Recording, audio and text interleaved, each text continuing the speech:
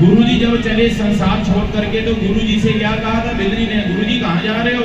बोलो जहाँ से बेटी कोई आता नहीं, गुरुजी मुझे भी साथ ले चलो ना। तो गुरुजी ने क्या कहा, सुनो बेटी, तुझे दर्शन देने के लिए जगत के स्वामी राम और नारायण भगवान स्वयं आएंगे।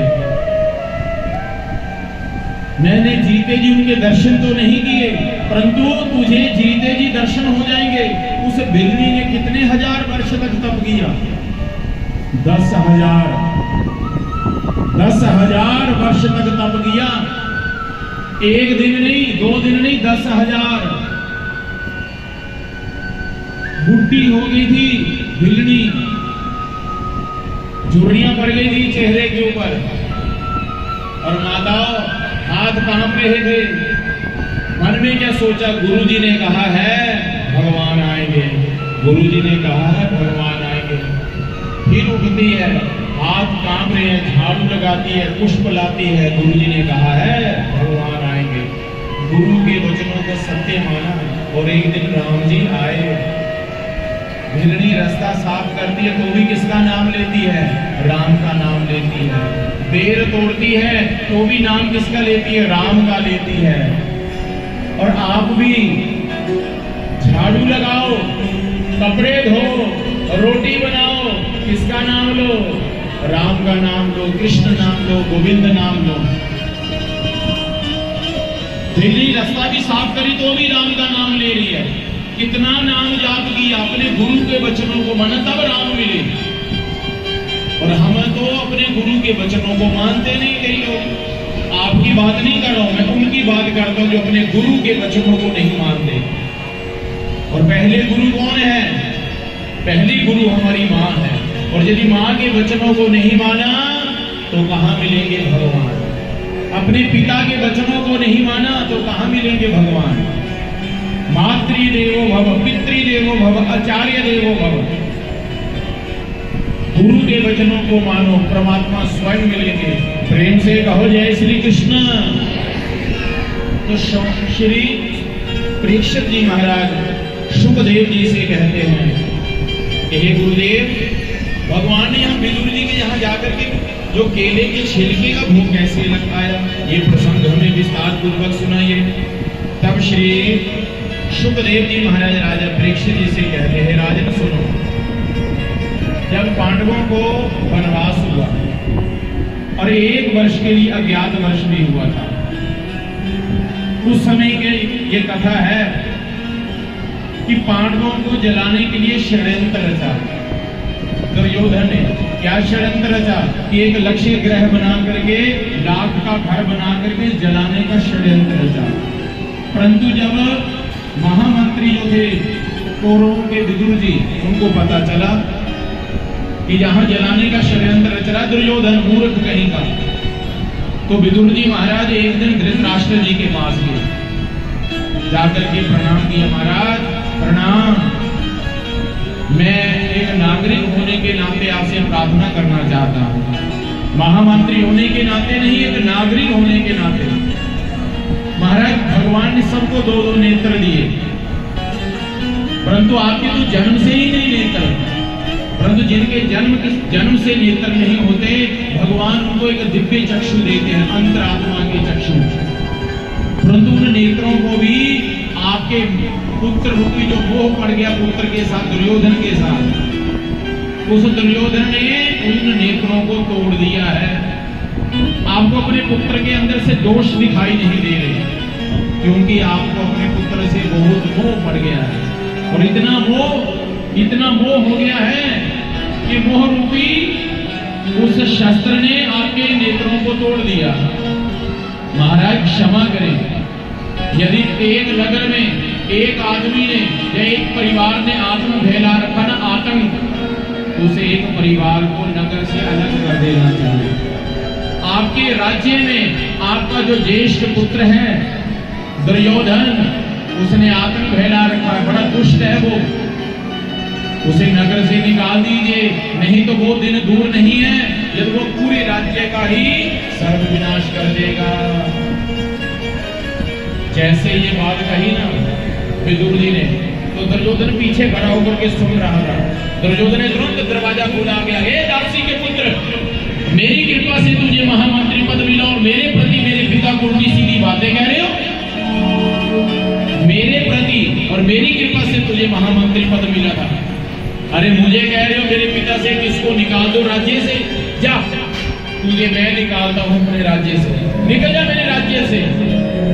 विदुर जी ने भी कहा, सुनिए, जिस राज्य में पक्षपात होता हो उस राज्य में नहीं रहना चाहिए। तुरंत उसी समय त्याग पत्र लिखा और त्याग पत्र लिख करके दे दिया दुर्योधन को, लो हमने नहीं रहना यहाँ। श्री विदुर जी महाराज अपनी पत्नी को लेकर के वन में जाकर के कुटिया बनाई, बड़े सुख पूर्वक शांति पूर्वक रहने लगे, आनंद पूर्वक रहने लगे। वहां एकांत में रह करके खूब भगवान का भजन करते थे। तो भागवत जी में प्रसंग आता है, एक दिन विदुर जी हस्तिनापुर नगर में गए, तो वहां जाकर के क्या देखा, जैसे कि एक दुल्हन को सजाते हैं ऐसे ही सजाया जा रहा है। किसको? हस्तिनापुर नगर को, उस नगरी को सजाया जा रहा है। तोरण लगाए जा रहे हैं, पुष्प वाटिकाएं सजाई जा रही हैं, चौक सजाए जा रहे हैं। विदुर जी ने किसी को पूछा, भैया इतना क्यों सजाया जा रहा है इस नगरी को? तो नगरवासियों ने कहा, सुनिए, कल हमारे यहाँ द्वारिकाधीश भगवान आ रहे हैं शांति दूत बन करके। जैसे विदुर जी को पता चला कि मेरे द्वारकाधीश भगवान कल यहाँ आ रहे हैं, तो विदुर जी बड़े प्रसन्न हुए, तुरंत भाग करके वे विदुरानी के पास, सुनती हो कल हमारे द्वारकाधीश भगवान आ रहे हैं। तो विदुरानी बड़ी प्रसन्न हुई कि हम भी दर्शन करने के लिए जाएंगे, परंतु स्वामी जी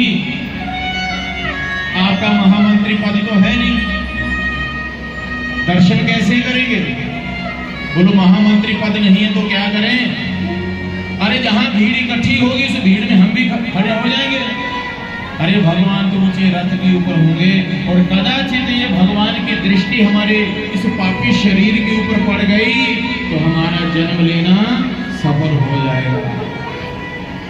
भगवान तो ऊंचे रथ के ऊपर ही होंगे ना, कोई बात नहीं, महामंत्री पद नहीं है तो उस दुर्योधन ने, उस दुष्ट पापी ने क्या किया, भगवान के स्वागतम के लिए भव्य सुंदर एक मंच बना रखा था।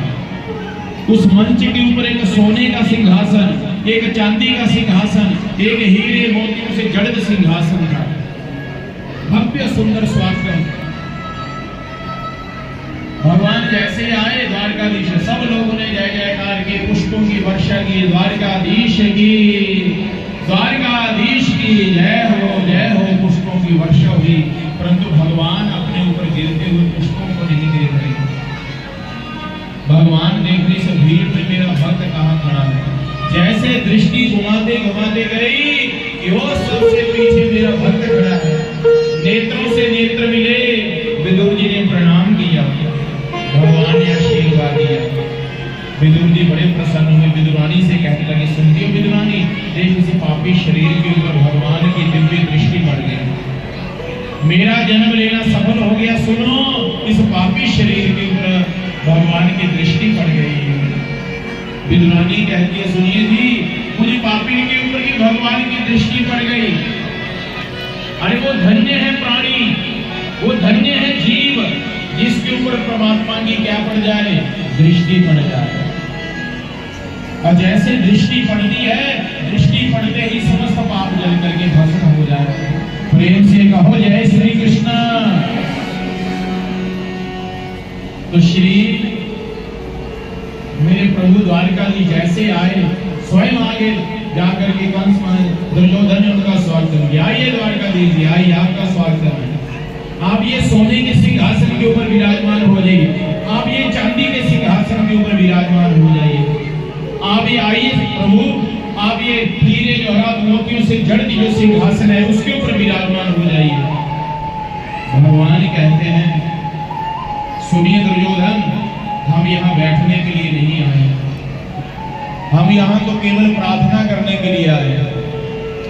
श्री शुकदेव जी महाराज राजा परीक्षित जी से कहते हैं, राजन सुनो, ये जो प्रार्थना कर रहे हैं ना हाथ जोड़ करके, ये साधारण मानव नहीं है कोई, ये पूरे विश्व के, पूरे संसार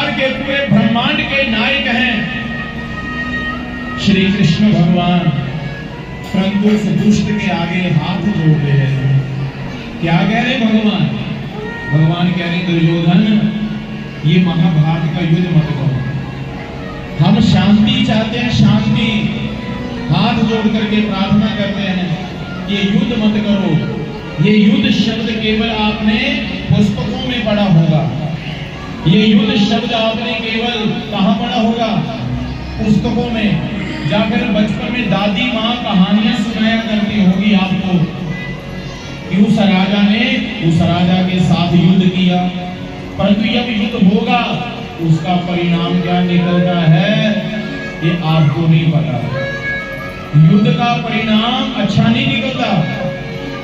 अभी भी युद्ध हुआ पाकिस्तान के साथ, भारत देश का।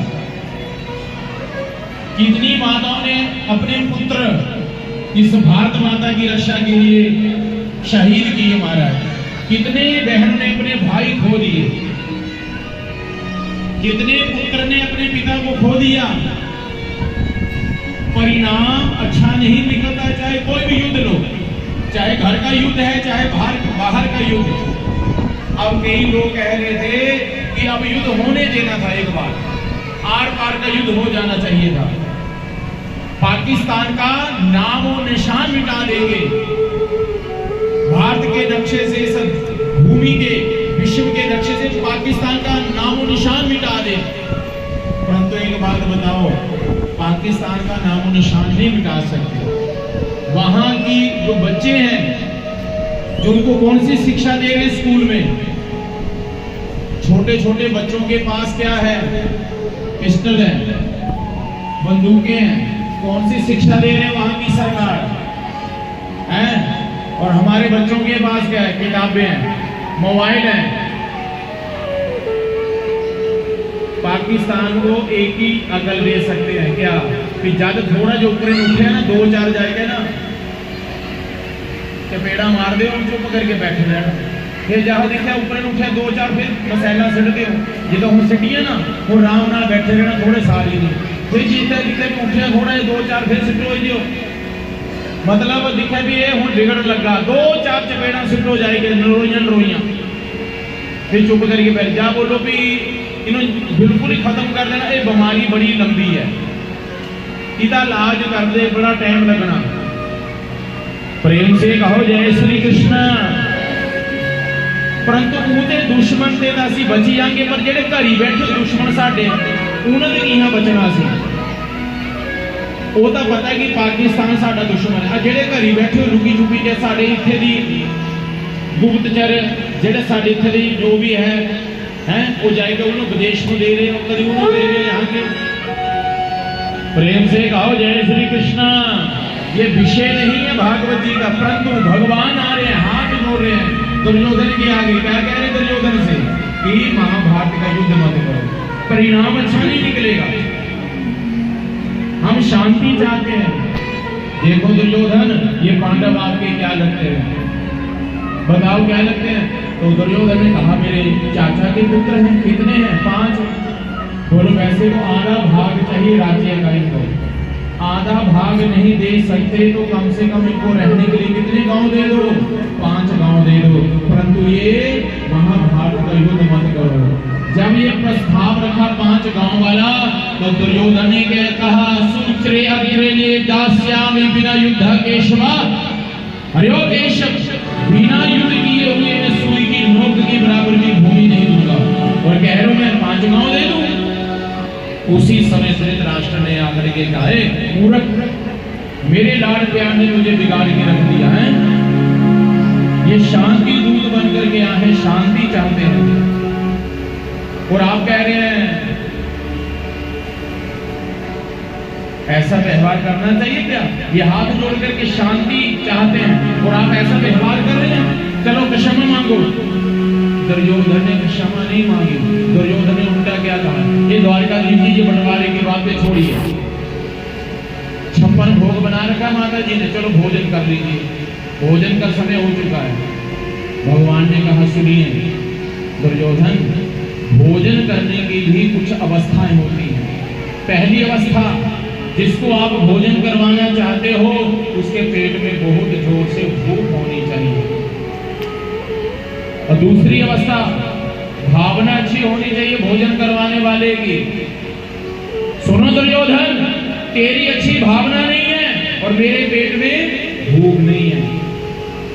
और तीसरी बात सुन, जब मैंने यहाँ हस्तिनापुर में आना था ना, तो विदुर जी ने मुझे निमंत्रण पत्र लिखा था कि हे द्वारकाधीश, जब भी यहाँ आप आए तो प्रसाद मेरे घर पे ही पाए। हाय हाय, जब भरी सभा के बीच में विदुर जी का नाम सुना, विदुर जी ने अपना नाम सुना कि द्वारकाधीश जी ने मेरा नाम लिया। अरे मैंने कब पत्र लिखा कि मेरे घर में पाव आकर के, परंतु इसे टेढ़ी टांग वाले को सीधी बात करने आवे ना। हे विदुरानी, देख इस भरी सभा के बीच में क्या कहा कि प्रसाद हमारे घर पाएंगे। हैं? विदुर जी बड़े प्रसन्न हुए, बहुत प्रसन्न हुए। जैसे हमारे अंकल जी है ना, पटवारी अंकल जी, जिनके घर में हम रुके हुए हैं, ये भी बड़े प्रसन्न होते जब हमारे ठाकुर जी आते ना इनके घर में। पटवारी अंकल जी के बड़े प्रसन्न, बोलो महाराज जी मुझे तो इतना इंतजार रहता है इस दिन का कि कब भगवान की कथा हो, कि कब मेरे ठाकुर जी मेरे घर आए। बस पंडित जी उसी ना मेरे घर ही रहना, जब तक मैं बैठा साढ़े परिवार है, मेरे घर ही भोजन पाना, मेरे घर ही रहना। इतना प्रसन्न, सवेरे उठिए क्या खाना तुझे, क्या बनाना, तो ये बना वो बना, ये नहीं खाना वो बनाओ, इतने प्रसन्न रहते महाराज। और मुझे तो इनके अंदर विदुर जी के दर्शन होते महाराज। प्रेम से कहो जय श्री कृष्णा। विदुर जी बड़े प्रसन्न हुए और विदुरानी से कह दिया भगवान आएंगे, चल कर तू जाकर के झाड़ू पोछा लगाना, चौका लगाना। अभी अभी मैं बाजार से लड्डू पेड़े खरीद के लाता हूँ। जिस दिन आए ना उसी दिन ही सवेरे मैं चल रहा मंडी के बढ़िया बढ़िया पदार्थ ले आए। जैसे विदुर जी गए ना बाजार, वहां से लड्डू पेड़े बर्फी बढ़िया बढ़िया पदार्थ खरीद लाए। और इधर भगवान पहुंच गए विदुरानी की कुटिया में। विदुरानी ने पहले तो गोबर का चौका लगा रखा था ना, स्नाना घर में स्नान कर रही थी। और भगवान जाकर के दरवाजा खटखटा देते हैं। अरे सुनती हो चाची, अरे सुनती हो। विदुरानी ने मन में सोचा लगा मेरे प्रभु आ गए। विदुरानी भीगे वस्त्र पहन करके बाहर आई और जैसे बाहर आई तो क्या देखा, सामने द्वारकाधीश भगवान खड़े थे। बोलिए द्वारकाधीश भगवान की।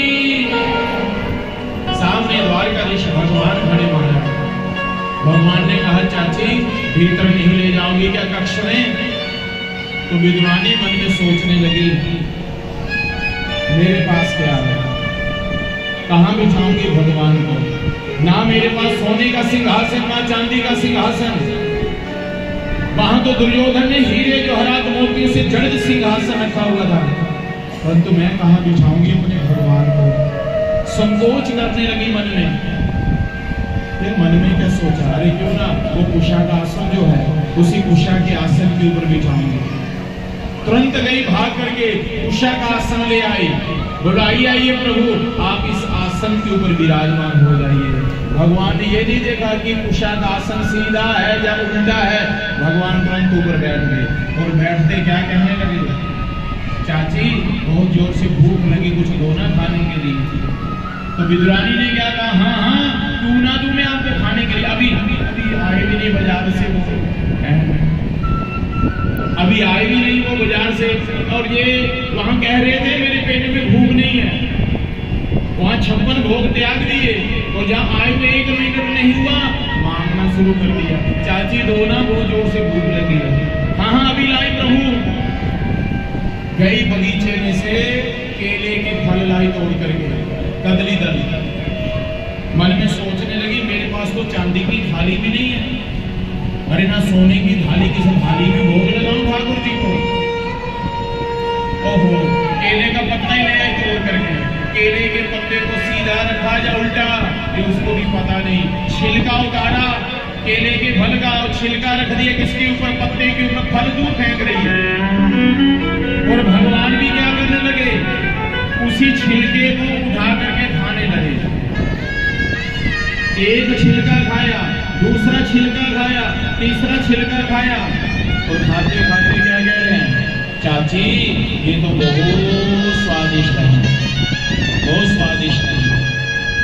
आगे से क्या कहे, क्यों ना हो स्वादिष्ट, प्रतिदिन जाकर के उस कदरी दल को सींचती हूँ, जल देती हूँ, आप खाइए और खाइए ना प्रभु। भगवान एक छिलका दूसरा छिलका खाते जा रहे हैं।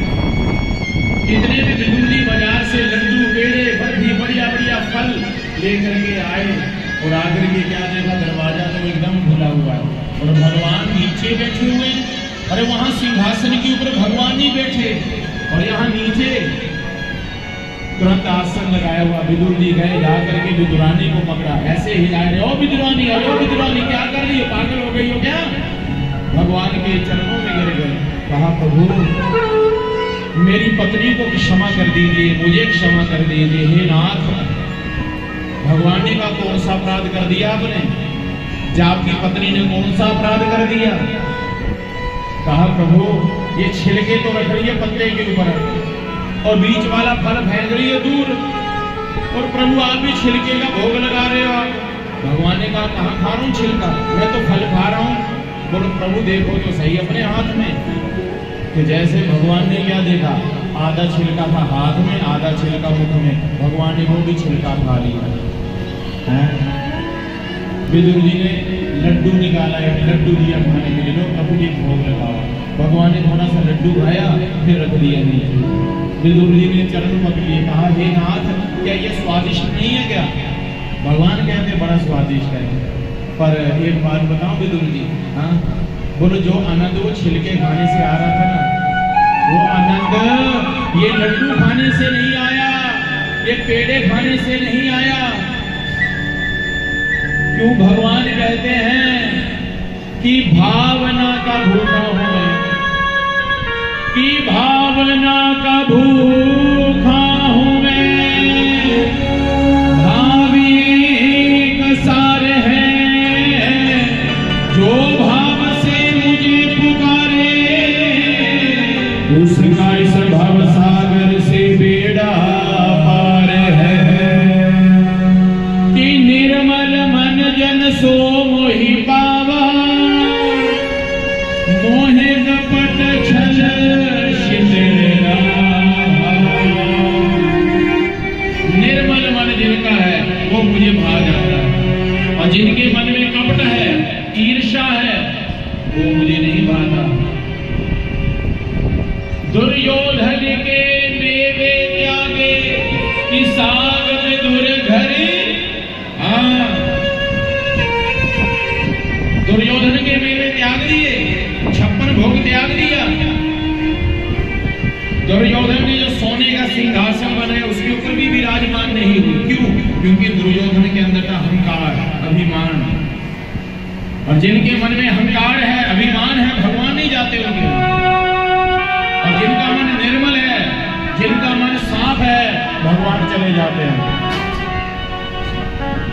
भगवान मन देखते हैं, तन नहीं देखते, रंग रूप नहीं देखते। प्रेम से कहो जय श्री कृष्ण। और मन को साफ करने के लिए सबसे बड़ा उपाय क्या है? श्री राधा जी का नाम, गोविंद भगवान का नाम। जितना नाम आप जाप